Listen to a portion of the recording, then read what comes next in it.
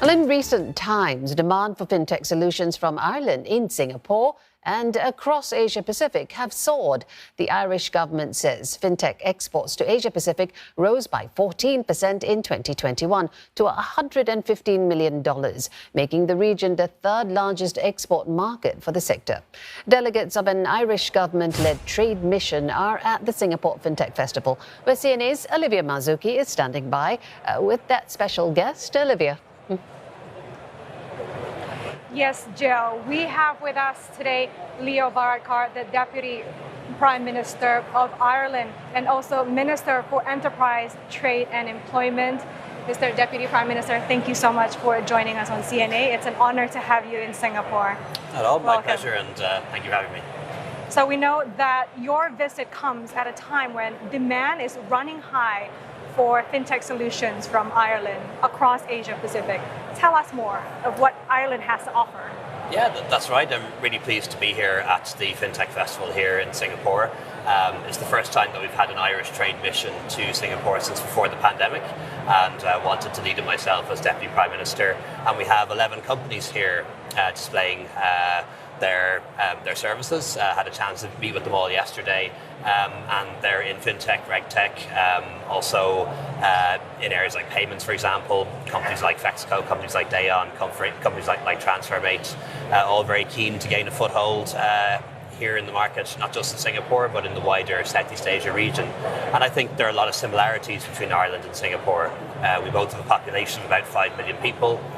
We're both island economies, both very open to the world, very much trading countries, very safe countries. And in the same way, people often choose Ireland to be their base for their European operations. A lot of American companies do that in particular. People choose Singapore to be their base in Southeast Asia. And I'm very keen to meet more Irish and Singaporean companies that want to trade in both directions. I'm sure you'll get to meet with a lot of people here. It's your first visit to Singapore, but hopefully not the last. So far, what have you seen? What sticks out the most to you in Singapore?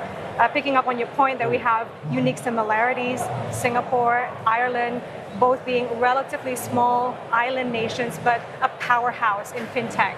What do you see? What the future holds, do you think? Well, I've only been here since Tuesday, but we'll be here for the next few days and through the weekend, so hope to experience the country a little bit more. Certainly as a city-state, it seems to be very well run. A lot of development clearly has happened here in recent years. And again, similar to Ireland, very much a country that is part of an international trading system that is open to the world and benefits, I suppose, from globalization and from a multilateral way of doing things. I would like to pick up on your points, the delegates that come to Singapore with you, the 11 teams. What are they and how will they be able to add value to Singapore business climate? Yeah, they're different companies. The ones here obviously are all in the fintech and the regtech space. Very keen to let people here in Singapore know what services they have to offer, also in the wider region, and to seek contracts and business essentially from businesses and companies that are here. And that obviously has the benefit of creating employment, not just in Singapore, but also in Ireland, and also creating value and generating revenues. Well, finance is still the beating heart of Singapore and also Ireland, but we know that the two countries have had very strong relationship business-wise. Singapore is Ireland's largest trading partner in Southeast Asia. And how do you see the importance between the two economies grown in importance over the years? Yeah, so there's about 14 billion euros every year in trade between the two countries. The focus here, of course, is on fintech, but our economic relationship is much wider than that. We've very large medical devices and pharmaceutical industry. Quite a lot of our exports go to Singapore and vice versa. And also, being a larger island than Singapore, we've a lot of land that is developed for agriculture. So companies like Kerry Group, for example, are very involved in the market here, producing meat, dairy, producing duck, for example. A lot of the duck here in Singapore comes from Ireland, believe it or not. And we have a very strong sort of beverage sector as well around whiskey and spirits. And then in addition to that, we're keen to cooperate in other areas around renewable energy.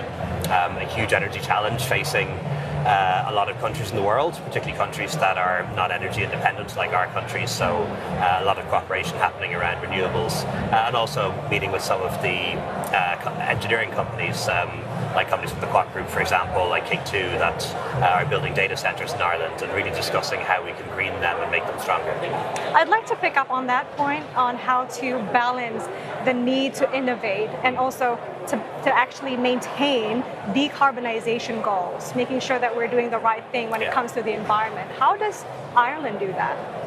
Well, it's an enormous challenge, and our emissions per capita are quite high, even by European standards.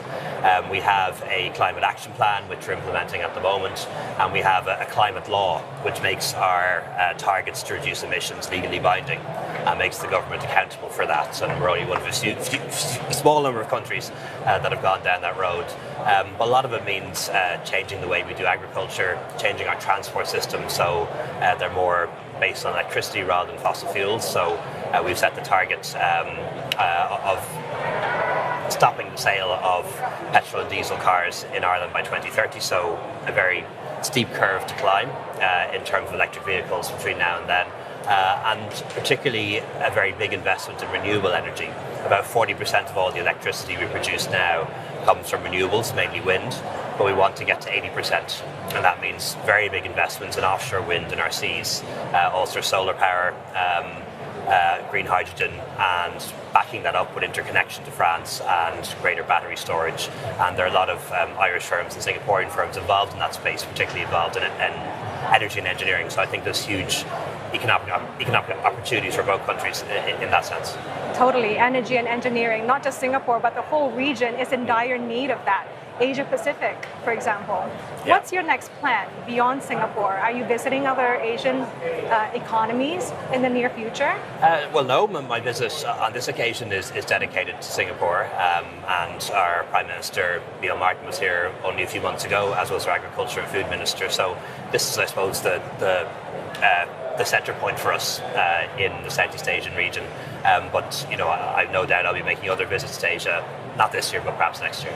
Well, it is great to see you in person. Now that we can travel freely again, what's your priority?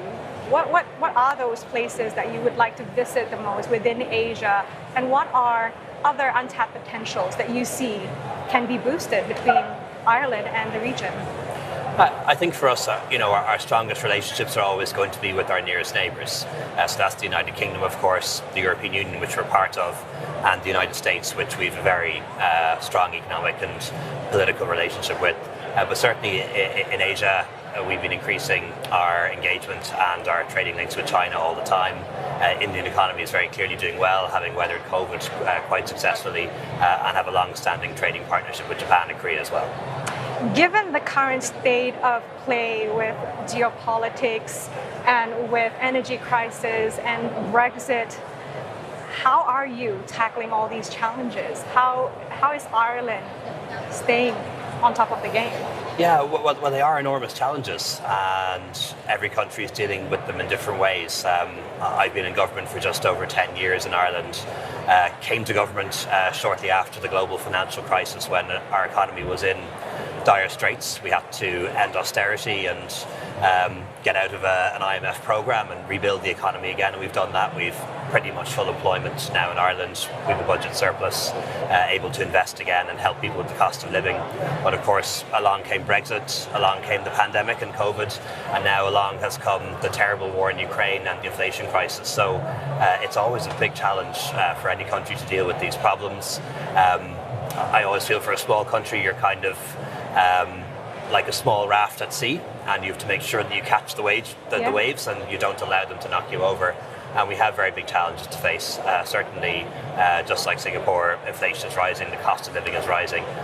In our recent budget, we implemented a lot of measures to help families and help businesses to cope with the cost of living, subsidising energy for businesses for a temporary period, putting money back in the pockets of Irish families.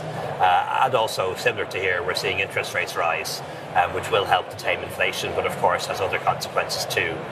Makes mortgages more expensive for people, makes credit more expensive for business, and that's obviously not welcome. The crisis of cost of living is not particular to small economies such as Singapore and Ireland.